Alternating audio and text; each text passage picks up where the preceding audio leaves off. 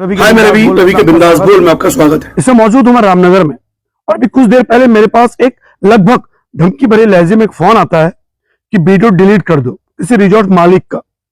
दरअसल कल मैंने एक लाइव बनाया और उस लाइव में मैंगो ब्लूम रिजॉर्ट जो कि मोहान में है, उत्तराखंड की पवित्र देवभूमि में, तो वहां के जो कर्मचारी थे उन कर्मचारियों को वहां पे सैलरी नहीं दी गई है, पीएफ का पैसा नहीं दिया गया है और उन्हें जबरदस्ती रिजाइन मांगा का और उनको वहां से निकाल दिया गया है। ये उन लोगों के आरोप थे और मैंने वीडियो में कहीं पर भी ये नहीं कहा कि ये आरोप बिल्कुल सही है। और जब मैंने ये रिपोर्ट बनाई और उस रिपोर्ट बनाने से पहले मैंने हर एक बच्चे से जो वहां आया था उससे पूछा है। आगे बढ़ने से पहले एक बार ही कहना चाहता हूं, आज 19 सितंबर और पिछले साल 19 सितंबर को ही इस पूरे उत्तराखंड को पता चला था कि अंकिता भंडारी नाम की एक मासूम सी बच्ची एक रिजॉर्ट से लापता हो गई है, वरंतरा रिजॉर्ट। और किसे नहीं मालूम कि लड़की रातों रात कहां लापता हो गई। 5 दिन के बाद उसकी बॉडी मिलती है। ये हमारी पहाड़ी बेटियों के हाल है, बेचारी नौकरियां भी कर रही हैं और रिजॉर्ट मालिकों की उसका शिकार भी हो रही हैं। फिलहाल इसमें कितनी सच्चाई है जो इस विषय पर, ये तो मुझे मैंगो ब्लूम प्रशासन का भी मुझे जवाब लेना था। और जब मैंने इंटरव्यू लेने से पहले मैंने बकायदा वहां की जनरल मैनेजर जो नवनियुक्त है, उन्हें लगभग 1 महीना हुआ है, आए हुए 1.5 महीना, मैंने उनका पूरा इंटरव्यू, उनका फोन पर पूरी बात पूछी।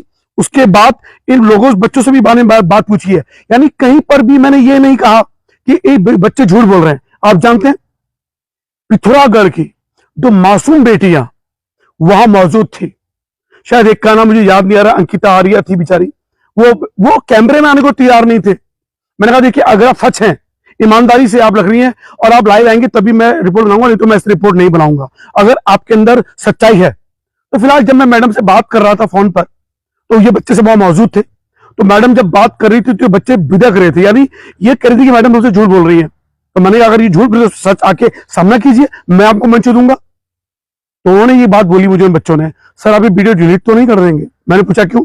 फिर बहुत से ऐसे पत्रकार हैं जो बिक जाते हैं। मैंने कहा मुझे नहीं पता बाकी पत्रकारों का, पर इस उत्तराखंड की मिट्टी से पैदा हुआ हूं। उत्तराखंड मेरी मां है और अपनी मां के साथ, पुनः कह रहा हूं, ये उत्तराखंड मेरी मां है और मां के साथ मैं दलाली नहीं करूंगा। बाकी पत्रकार करते होंगे, मैं नहीं करूंगा। आप सच बोलो, मैं सामने रहूंगा। उसके बाद हम जब थाने में गए तो पता लगा कि एक जो 4-5 मालिक है मैंगो ब्लूम रिजॉर्ट के, एक मालिक बत्रा जी वहां पे आए, सरदार जी हैं, बत्रा जी आए वहां पर। मैंने उनसे पूछा, मैंने सर क्या क्या बात है? मैंने कहा मैं स्वतंत्र पत्रकार हूं, मुझे आपका पक्ष भी लेना, क्योंकि ये इंटरव्यू चाहते हैं तो मैं चाहता हूं आपका पक्ष भी सुन लूं। तो उन्होंने ढंग से एंटरटेन नहीं किया, उन्होंने इग्नोर करने की कोशिश की, क्योंकि उन्हें शायद पता होगा। देखिए मैं ये बात क्यों कह रहा हूं, क्योंकि जब मेरी अमित सेठी जी से मेरी बात हुई, जो दिल्ली में नोएडा में बैठे हुए हैं, जिन्होंने मुझसे ये कहा वीडियो डिलीट करो, क्या आपको इस बात की सच्चाई पता है? जब आपको नहीं पता सच्चाई तो वीडियो डिलीट करो। मेरे सर ऐसा है, मैंने आप पे आरोप नहीं लगाए हैं, आरोप लगाए हैं उन पीड़ित बच्चों ने, और उनका मंच मैं बनूंगा क्योंकि मेरी जिम्मेदारी है। मैं उत्तराखंड में रहकर पत्रकारिता कर रहा हूं, स्वतंत्र पत्रकारिता, मेरे ऊपर कोई नहीं है। अच्छा, इस वीडियो में एक बात और कहूंगा, जो लोग मुझसे कहते हैं कि रवि भाई कोई बड़ा चैनल पकड़ लो कि उससे आपकी रेपुटेशन बढ़ेगी, मैं बता दूं लोगों को भी, किसी बड़े चैनल के पत्रकार बनकर आप रेपुटेशन नहीं बढ़ती, आप नौकर बन जाते हो। और आज जब अमित सेठी ने कल बात बोली, बड़े बड़े पत्रकार, आपसे भी बहुत बड़े बड़े पत्रकार, बड़े बड़े चैनल, हमारी जान पहचान के हमारे मित्र हैं, आप क्या बेचते हैं उनके सामने? खैर बेचना सब तो यूज नहीं किया मैंने, सर मुझे नहीं पता, मैं छोटा मामूली से पत्रकार हूं जिसे 3 बार जान से मारने की धमकी आ चुकी है और वैसे बहुत धमकी मिलती है, बिका वो तो मुझे भी कहा जाता है। लेकिन सर ना मैं झुका हूं ना डरूंगा, लेकिन आपका पक्ष लेने में जरूर आऊंगा और मोहान आऊंगा आपके रिजॉर्ट में अपना पैसा खर्च करके। ये बात उनको बोली मैंने। फिलहाल अमित सेठी ने जब कल मुझे ये बात बोली थी तो उन्होंने कहा कि हमारा पक्ष भी सुनने का, बिल्कुल सुनूंगा सर आपका पक्ष भी मैं। फिलहाल अब मैं वापस रामनगर थाने में आता हूं जहां सारे बच्चे बैठे थे, और वो 2 बच्चे भी वहां बैठी थी जो डर रही थी कि हम कैसे आएंगे, हमारे पापा मम्मी देखेंगे और हम जहां नौकरी कर रहे हैं हमें वहां से निकाल तो नहीं देंगे। मैंने कहा देखिए, सच्चाई की कीमत चुकानी पड़ती है, सच हो, क्योंकि ऐसा ना हो कि भविष्य में और लोगों के साथ भी अन्याय हो। और अक्सर भिकुली में, सांवलदेव में, रामनगर में जितने भी, देखिए जो रामनगर है वो रिजॉर्ट्स की धरती जानी जाती है और कई सारे रिजॉर्ट्स अवैध तरीके से चल रहे हैं, सभी जानते हैं। कई सारे रिजॉर्ट्स जंगल की जमीन पर कब्जा करके चल रहे हैं, सभी जानते हैं। कई सारे रिजॉर्ट्स में इन कर्मचारियों के साथ समय से सैलरी नहीं दी जाती, उन्हें 12-12, 18-18 घंटे काम किया जाता है कुछ रिजॉर्ट्स में। सारे रिजॉर्ट्स की बात मैं नहीं कर रहा हूं, लेकिन फिर भी हम इसका रिपोर्ट नहीं बनाते। चलो यार, कुछ तो बच्चे कमा रहे हैं, क्योंकि रामनगर में वैसे रोजगार बड़े कम है। तो जो रिजॉर्ट्स हैं वो आमदनी का साधन है, रोजगार का साधन है हमारे मासूम गरीब परिवार के बच्चों के लिए। तो इसलिए मैं कभी रिपोर्ट बनाता नहीं हूं रिजॉर्ट्स पे। लेकिन जब मैंगो ब्लूम रिजॉर्ट्स के प्रशासन ने मुझे ढंग से एंटरटेन नहीं किया, बातें करने की कोशिश नहीं की, ये कहा गया कि बड़े बड़े पत्रकारों से हम बात करते हैं, तो फिलहाल बत्रा जी जो है रामनगर थाने में बैठे थे। मैंने कहा बत्रा जी, तो उन्होंने कहा रोहित बेलवाल जो है, जो जनरल मैनेजर है, जिसको हमने नोटिस से निकाला, वो बंदा हमें ढंग से काम नहीं दे रहा था, वो हमें ढंग से हमारा काम नहीं कर रहा था, और ढंग से वो जितने भी यहाँ पे वेंडर्स होते हैं, आते हैं, उनसे कमीशन खोरी की बात करता था। ये बात तो उन्होंने बिना सबूत की गई, लेकिन फिर भी मैंने उनका पक्ष रखा और बकायदा अपने चैनल पे बात बोली। और रोहित बेलवाल से मैंने पूछी कि आप पर ये आरोप है, उन्होंने अपने आरोपों के जवाब दिए। अब देखिए, मैं उसी समय लाइव इंटरव्यू लेने से पहले मैं ऑलरेडी वहां की जो वर्तमान जनरल मैनेजर है उनसे बात कर चुका हूं। वहां के जो उनके मालिक हैं, रिजॉर्ट्स मालिक जो बत्रा जी हैं, उनका भी मैं पक्ष ले चुका हूं।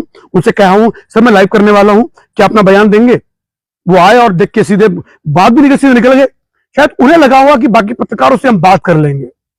लेकिन मैं उनसे कहना चाहता हूं कि अंकिता भंडारी जब हमारे उत्तराखंड की धरती से 18 सितंबर को लापता हुई, 5 दिन के बाद इस धरती में देवभूमि से उसकी बॉडी मिली, बहुत आंदोलन हुए, सब आंदोलन शांत हो गए। हालांकि सारे अपराधी जेल में हैं, पुलिस ने कोशिश भी करी, लेकिन फिलहाल उस मुद्दे पर मैं ये कहना चाहता हूं कि अब इस उत्तराखंड की धरती में किसी भी रिजॉर्ट में अगर गलत होगा तो मैं किसी से डरने वाला नहीं हूं।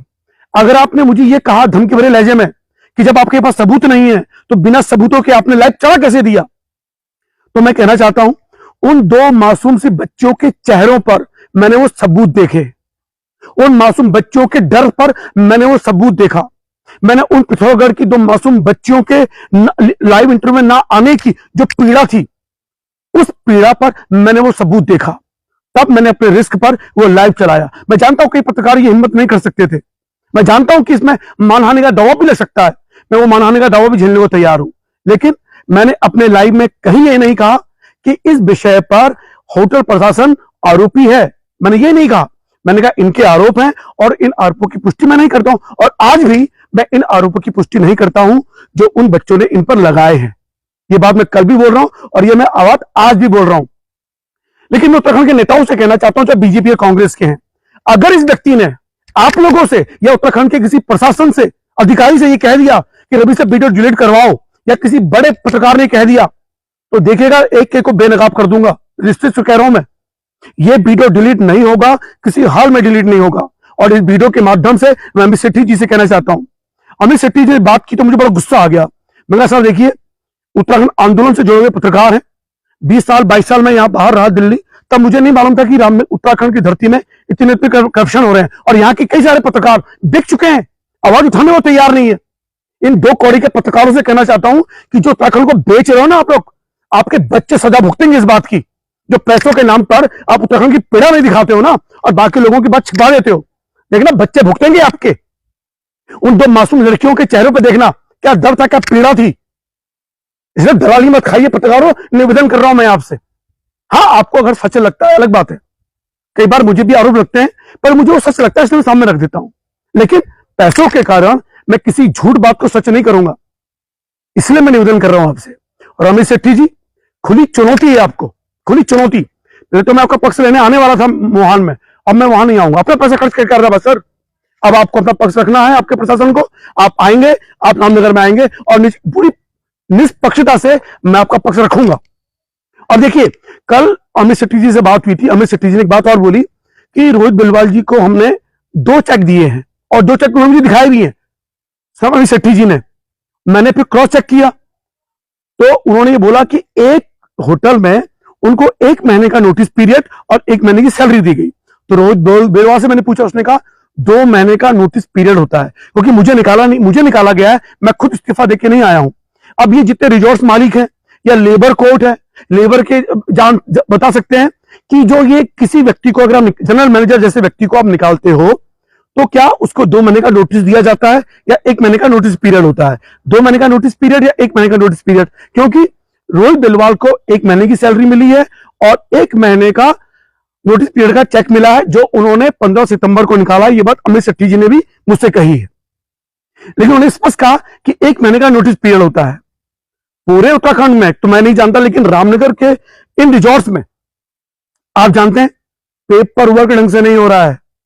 यहां पे फायर की सही ढंग से जो जानकारियां हैं वो नहीं दी जा, उसके फायर के नोटिस नहीं है कई सारे रिजॉर्ट्स में। तो यहां के बच्चों को प्रॉपर पीएफ में नहीं रखा जाता, कई सारों को उन्हें डेली वाइज वाली नौकरी पर रखा जाता है, उनका पीएफ ढंग से नहीं काटा जाता है।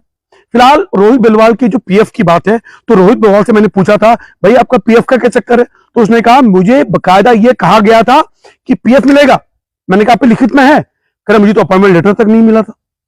मुझे बड़ी हैरानी है, अरे भाई साहब इतने बड़े रिजॉर्ट्स में आप काम कर रहे हो और आपको अपॉइंटमेंट लेटर नहीं मिला, यानी आप जो सरकारी नियमों की धज्जियां उड़ा रहे हैं।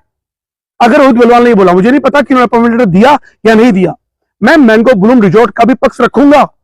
और मैंने ये नहीं कहा कि मैंगो जो आरोप है बिल्कुल सत्य है, ये मैं तो अब भी कह रहा हूं कि मैं नहीं जानता कि सत्य या झूठ है, और ना मैं आरोपों की पुष्टि कर रहा हूं। लेकिन अगर वो बच्चे मेरे पास आए हैं, 5 दिन से मुझे कॉल किए जा रहे थे, 5 दिन से, और जब तक मैं वहां के जीएम से मैंने बात नहीं करी, मैंने वहां के बत्रा जी से बात नहीं करी, उसके बाद मैंने वो लाइव लिया है।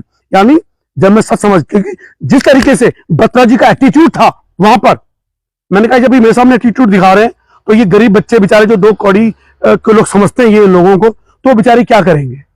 लेकिन मैं एसएचओ अरुण कुमार सैनी जी को साधुवाद देना चाहता हूं। उन्हें मैंने अपनी आंखों के सामने देखा कि अरुण कुमार सैनी जी बत्रा जी को स्पेशली सख्त लहजे में कह रहे थे इन बच्चों के साथ अन्याय नहीं होने दिया जाएगा। मैं वीडियो डिलीट एक सत्र में कर सकता हूं, मुझे कोई एतराज नहीं है।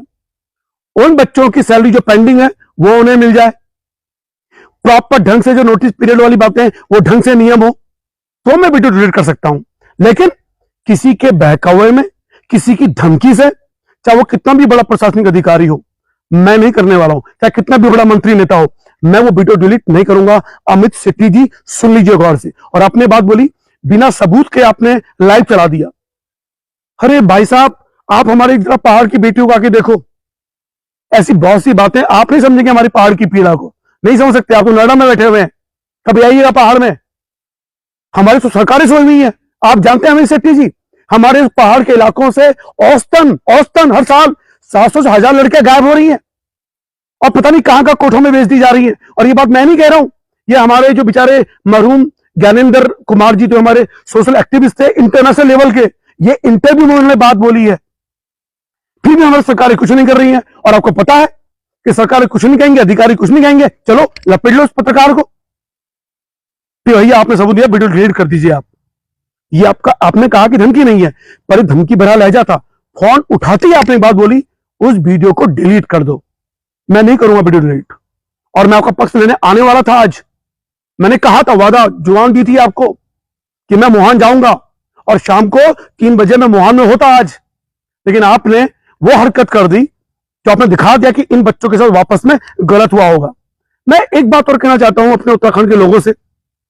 देखिए, पहाड़ की पीड़ा ना उसे कोई समझ नहीं रहा है। पहाड़ के बच्चे जो बेचारे इतनी दूर से, उन दोबारा देखिएगा उस इंटरव्यू को, पहाड़ की 2 मासूम सी बच्चियां, देखिए क्या कर लेंगे वो। 12 घंटे काम कर रही हैं, उन्हें कितनी सैलरी दी जाती होगी उनको बताइए आप, कितनी सैलरी मिलती हो। और सारे बच्चे ऐसे नहीं है कि बिना उसके हैं, बकायदा उन लोगों के पास डिप्लोमाज है, वो वहां नौकरी कर रहे थे। आप उन पे गंभीर आरोप लगा देखो। और कितना आसान होता है ना, पेपर वर्क के आधार पे आप ये कह सकते हो कि आप, देखिए मैं गारंटी के साथ कह रहा हूं आपसे बात कि कोई भी रिजॉर्ट पेपरों के आधार पे बड़ा मजबूत होता है, क्योंकि उसे पूरे नियम कानून पता होते हैं। उसे पता है कि यहां पे हम बच सकते हैं और यहां से हम फंस सकते हैं, तो इसीलिए। लेकिन वो जो बच्चा नौकरी करने आता है ना यहाँ पे, उसे नहीं पता होता नियम कानून, वो तो जहां मर्जी साइन कर देगा, लेटर मिला नहीं मिला वो नौकरी करने लग जाएगा। लेकिन उसे पता नहीं होता, जब उसे निकाला जाएगा ना तब कागजों की जरूरत पड़ती है। तो मैं लेबर कोर्ट के वकीलों से भी निवेदन करना चाहता हूं कि इन गरीब बच्चों की मदद कर दीजिएगा, इन्हें बता दीजिएगा कि आपके साथ क्या क्या गलत होता है। और हमारे जो जितने भी बड़े बड़े वकील हैं, उन्हें बच्चों के लिए कम से कम 1 महीने में एक क्लास लेनी चाहिए, ताकि उन्हें अपने अधिकार पता हो। और मुझे बड़ी ताज्जुब की बात है कि हमारे वहां तो बड़े बड़े वामपंथी नेता हैं रामनगर में, जो हर बात पे झंडा लेके बुलंद हो जाते हैं।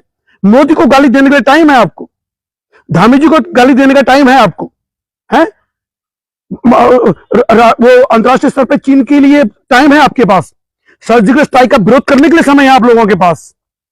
अतिक्रमणकारी जो बिल्कुल अवैध रूप से जमीनें बेच रहे हैं उनको बचाने के लिए आपके पास समय है, लेकिन ये गरीब बच्चों को बचाने के समय नहीं है, क्योंकि ये पहाड़ी है, क्योंकि पर्वतीय लोग हैं, क्योंकि दूरदराज के इलाकों से ये नौकरी करने आ रहे हैं, क्योंकि आपको पैसा नहीं दे सकते, इसलिए उनको मदद नहीं करेंगे आप। ये वामपंथियों के मुफ्त तमाचा है। अगर आप ये बात सच साबित हो गई तो इसे वामपंथियों जाओ, आप तो लेबर लड़ते हो ना मजदूरों के लिए, तो क्यों नहीं इनकी लड़ाई लड़ रहे हो?